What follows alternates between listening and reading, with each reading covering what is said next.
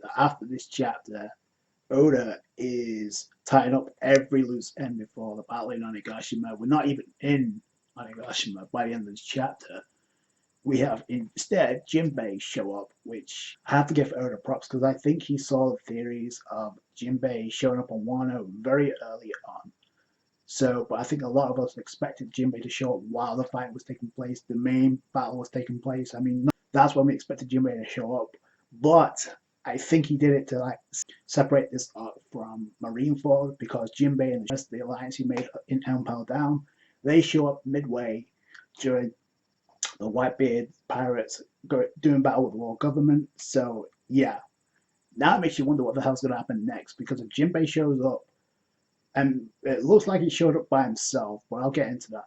We got the Monster Trio of the Week cover, Weekly Shonen Jump. We got Luffy, Kozuki, Oden, and Roger. And in the color spread, we got most of the Straw Hats. Robin, Frankie, and Brooke are missing, but you see the Straw Hats with the Tontadas. You got Sanji, Usopp, Zoro, Chopper, and Nami, and Luffy. The things that stand out the most are number one, the Tontadas are stitching shoes for the Straw Hats. Number two, look at what Luffy's shirt says. It's like good shoes take you to good places, and the shoes that Luffy's holding up, one of them representing the Sunny, the other representing the Going Merry, which is synonymous with the Straw Hats. As soon as I saw the color spread, I knew something big was going to happen. Anyway, the beginning of the chapter was nothing more than the Akazai 9 or the Scabbards calling out Kinemon on the bullshit, like, oh, he knew what was going to happen, he planned this out. No, turns out he's just lucky, and he didn't know really what was going on, he just knew that it's a traitor. So the Scabbards calling him out on that. Anyway, and Kanjuro actually does his job and tries to get away, because it's time for me to play the part that was given to me. Now, the one thing note here is like, while you see Kawamatsu going underwater and trying to attack, you see it what looks to be Kanjuro saying, I tried to get in contact, but the party must be holding up. So the fire festival is taking place. So I just thought that was interesting. Anyway, Kawamatsu comes up from underwater. He attacks Kanjuro. Kanjuro blocks it and then summons a drawing bird, but this time it's actually able to fly. He has Momonosuke. He tries to get away, and this is where the Straw Hats kind of find out that Kanjuro is like the traitor. Luffy gets pissed off. Robin says we need to do something. Sanji uses Skywalk and tries to attack, but this is what, okay, it's obvious that Oda doesn't want to showcase what the Straw Hats gained through the training that we saw before the end of Wano Act 2, because Sanji tries to attack, okay, Kanjuro summons the Sumigomo, which is the dark cloud which brings down the ink arrows that tries to kill everybody. But I'm pretty sure the Straw Hats would have been fine, but we don't get to see what they do. You just see it raining down on ships, bringing down the fodder. Usopp says he's still in range, so I can try and do something. But when you see the arrows coming down, you see that Momonosuke pleaded with Kanjuro at the start, but kind of reminds me of with Kiros and Diamante. Attack Kiros, and Robin used herself as a shield to protect Rebecca. Sanji does the same thing, but I'm pretty sure Usopp could have done something to summon a plan to stop those arrows from hitting Nami, so Sanji could have continued his attack. But I think Oda is deliberately trying not to showcase what the Straw Hats have gained, because until the battle takes place in Onigashima. That's what I think. Because we've only seen something from Luffy, and that's in Gear 4, where he can use it kind of casually now.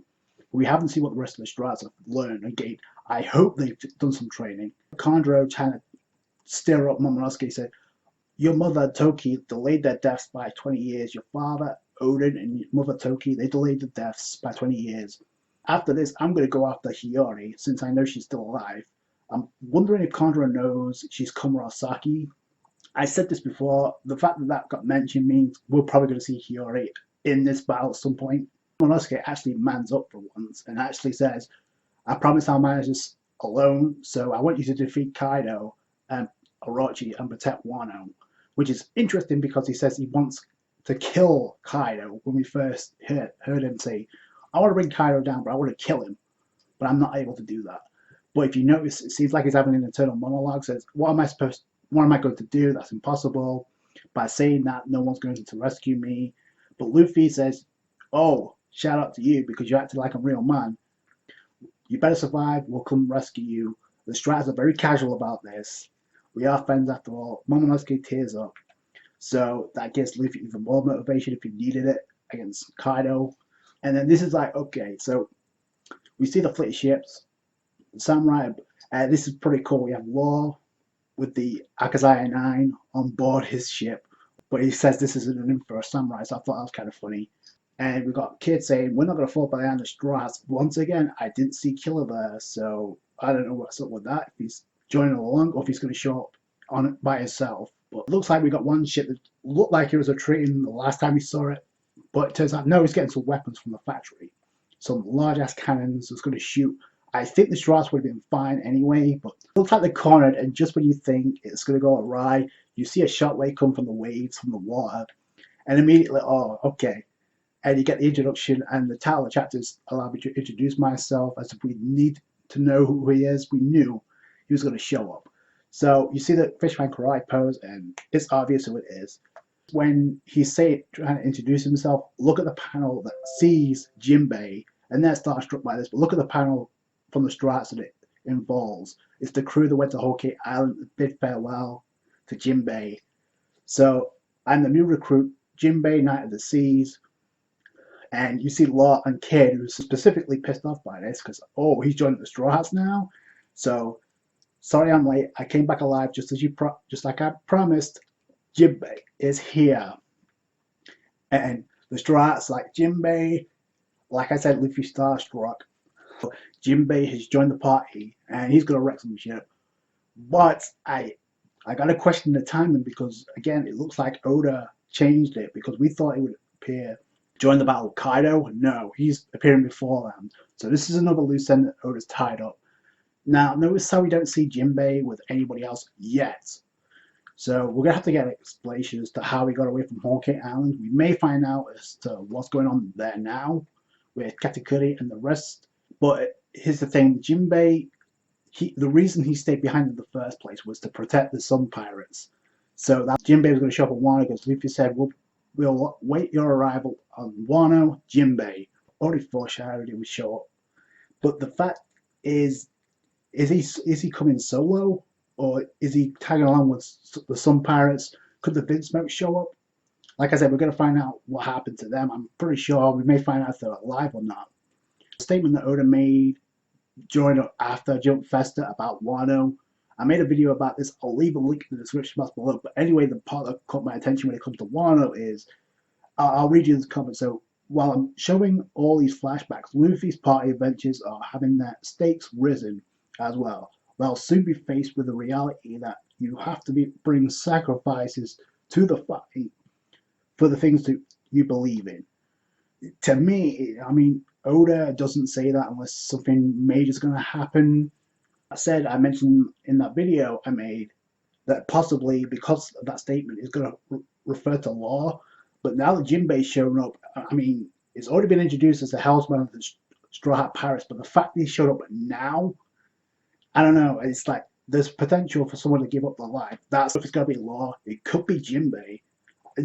I know it sucks because he's just arrived, but why would he show up now before the fight's actually taken place? So I just find that very suspect. And speaking of Oda, there's a lot of buzz about the recent SBS info that we got when it comes to like what we found out in Volume 96 that Oda released. Obviously, we get information on the full crew of the Roger Pirates. We got the favorite foods of the Akazaya 9 or the Scabbards. But the most important part that people took away from this was the mention of the full list of the Shimasuke clan from Wano, which most of them we kind of already knew. But immediately people was like, oh, this means Zoro's from the Shimasuke clan, which we still don't know. And I'm going to name the members that got revealed, but I do want to point out, like, take this with a grain of salt because this information came out before April 1st. So, I mean, I don't think Oda would like play a full April Fool's joke like that, but take it with a grain of salt. So, as of right now, and I'm going to mention my reason for bringing this up. So, as of right now, the Shimasuke clan resides as Kozaburo Shimasuke, Yasui Shimasuke, Toko Shimasuke, which is the daughter of Yasui, Ushimaru Shimasuke, Ryuma Shimasuke, and the two main ones that obviously stuck out is Koshiro Shimasuke and Koina Shimasuke. So to me, it's kind of it explains a couple of things.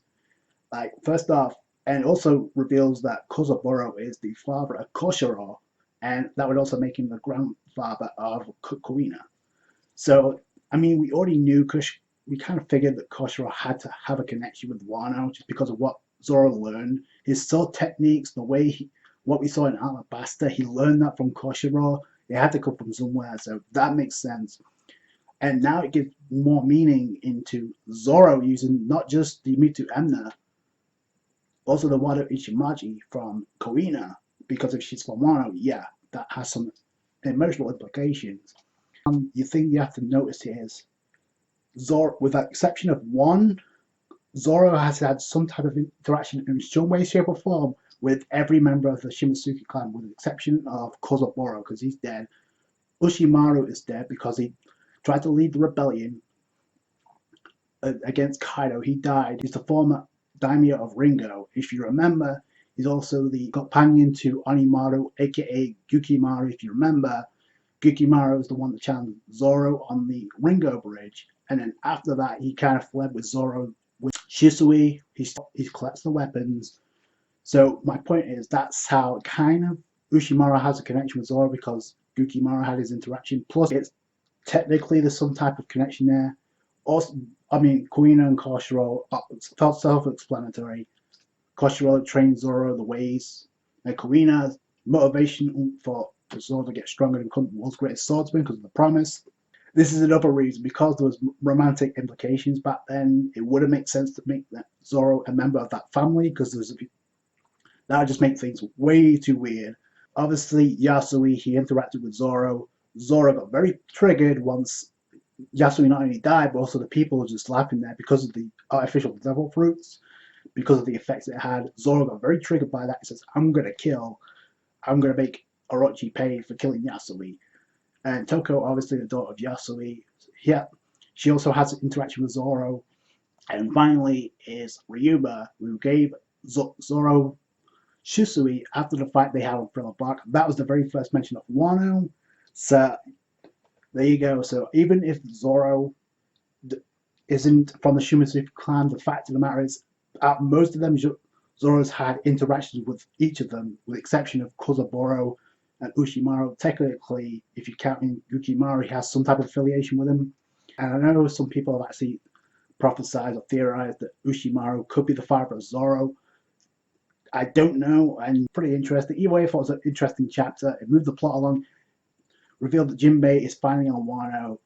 Are the rest of the Sun Pirates going to get involved? Are the Vince Smoke's going to get involved? We'll probably find out in the next chapter. Either way, I thought it was a great chapter.